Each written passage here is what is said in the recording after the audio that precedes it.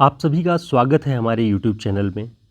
हम सभी Madhya Pradesh assistant professor परीक्षा में अब तक जो भी प्रश्न पूछे जा चुके हैं उनको हल कर रहे हैं। इस बार जून में जो परीक्षा हुई है उनके प्रश्न बड़े नए तरीके से पूछे जा रहे हैं, तो इसलिए आपको ध्यान देने की आवश्यकता है। तो हमने उसके पूरे हल सहित ये तीसरा खंड लेकर के हम उसके आपके समक्ष प्रस्तुत हैं। तो अगर आपने हमारे वीडियोस को अब तक देखा हुआ है और आपको हमारी क्लासेस पसंद आती हैं तो प्लीज़ चैनल को सब्सक्राइब ज़रूर कर दीजिए और वीडियो को लाइक कर दीजिएगा। पहला प्रश्न देखते हैं। पहला प्रश्न है, संविधान में हिंदी को राजभाषा बनाने का प्रस्ताव किस अहिंदी भाषी ने रखा? तो राजभाषा बनाने का प्रस्ताव किस अहिंदी भाषी ने रखा? ऑप्शन था इस परीक्षा के प्रश्न में कन्हैयालाल माणिकलाल मुंशी और गोपाल स्वामी अयंगार, बाल गंगाधर तिलक और महात्मा गांधी, नगेंद्रनाथ बसु और केशव चंद्र सेन, शारदाचरण मित्र और रामानंद चटर्जी। तो इसका जो सही उत्तर है कन्हैयालाल माणिकलाल मुंशी और गोपाल स्वामी अयंगर।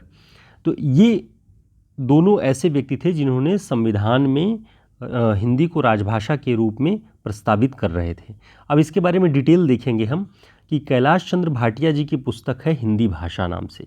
उसमें उन्होंने लिखा है कि इस प्रकार, पूरे डिटेल देने के बाद उन्होंने लिखा है कि इस प्रकार भारी तालियों की गड़गड़ाहट में मुंशी आयंगर फार्मूला स्वीकार कर हिंदी को राजभाषा के पद पर प्रतिष्ठित किया गया।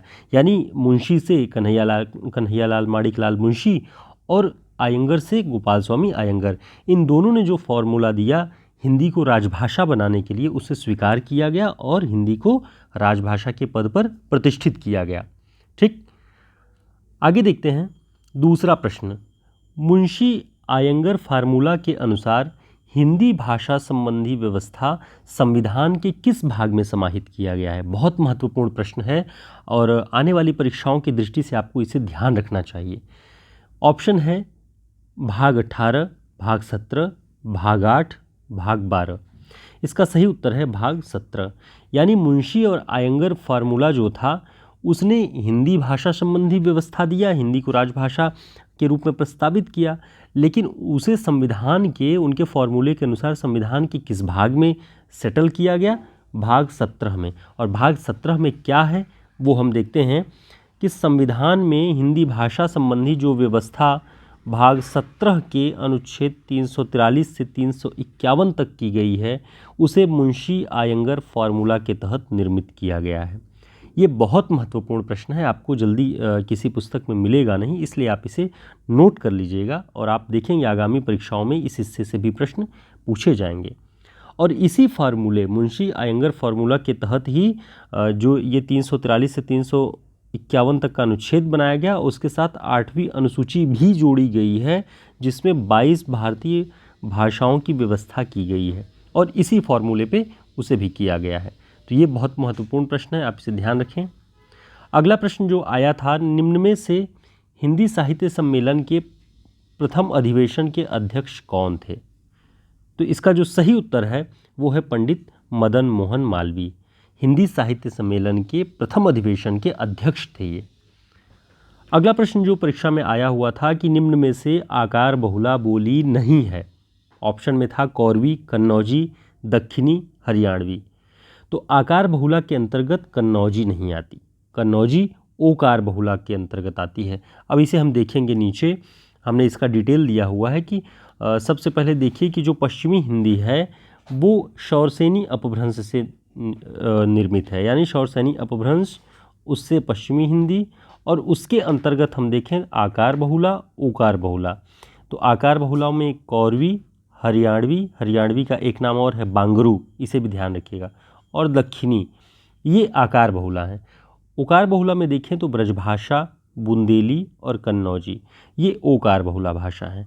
तो इसे आपको ध्यान रखना है, ये परीक्षा में पूछा गया था।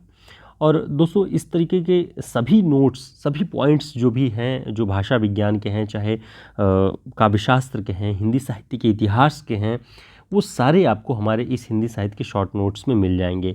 तो जिस तरह से हमारी क्लासेस में आपको ये पॉइंट्स दिख रहे हैं, ऐसे ही पूरे के पूरे नोट्स में भी हैं, तो जो आपके लिए परीक्षाओं की दृष्टि से काफ़ी उपयोगी होंगे। आप इससे क्विक रिवीजन कर सकते हैं, आप इसके PDF भी प्राप्त कर सकते हैं और ई बुक भी आपको, प्रिंट बुक भी आपको अवेलेबल है, मिल जाएगी।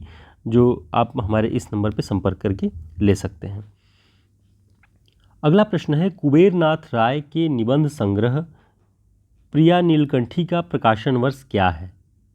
तो इसका जो सही उत्तर है वह है 1968। कुबेरनाथ राय का जो पहला निबंध संग्रह है प्रिया नीलकंठी नाम से 1968 में प्रकाशित हुआ है, इसे आप ध्यान रखिए। उसके बाद रस आखेटक 1970 में, गंधमादन 1972 में, और इन्होंने ललित निबंध किस्म के विद्यानिवास मिश्र जी के और कुबेरनाथ राय जी के जो निबंध हैं वो काफ़ी संख्या में, उनके कई सारे निबंध संग्रह हैं। यहाँ पर हमने केवल महत्वपूर्ण 3 निबंधों के नाम दिया हुआ है, इसके अलावा भी आपको बाकी निबंधों को ध्यान में रखना चाहिए। अगला प्रश्न है, सरदार पूर्ण सिंह ने कुल कितने निबंध लिखे? ऑप्शन में 10, 9, 8, 6। तो इसका सही उत्तर है 6। सरदार पूर्ण सिंह, जो अध्यापक पूर्ण सिंह के नाम से जाने जाते हैं, उन्होंने कुल 6 निबंध ही लिखा हुआ है, और वो सारे निबंध आपने लगभग पढ़े होंगे।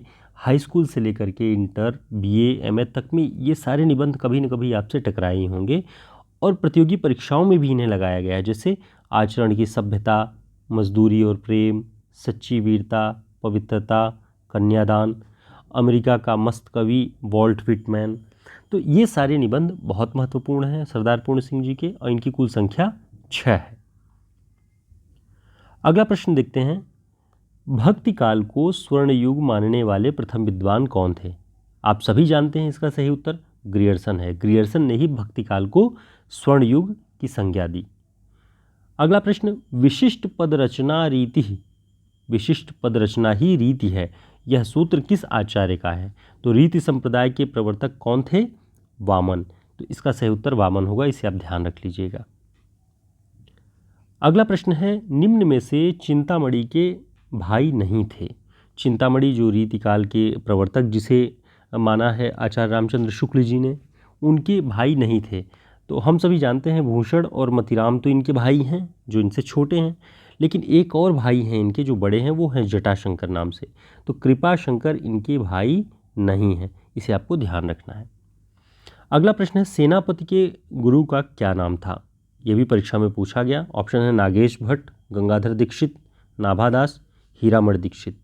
तो सही उत्तर है हीरामण दीक्षित, सेनापति के गुरु का नाम। और रीतिकालीन काव्य में सबसे अच्छा, शुक्ल जी के अनुसार सबसे बेहतर ऋतु वर्णन करने में सेनापति जी का नाम आता है। अगला प्रश्न है, असाध्य वीणा जिस जापानी कथा पर आधारित मानी जाती है उस कथा का क्या नाम है? तो सबसे पहले ध्यान रखिएगा कि असाध्य वीणा कविता किसी जापानी कथा पर आधारित है।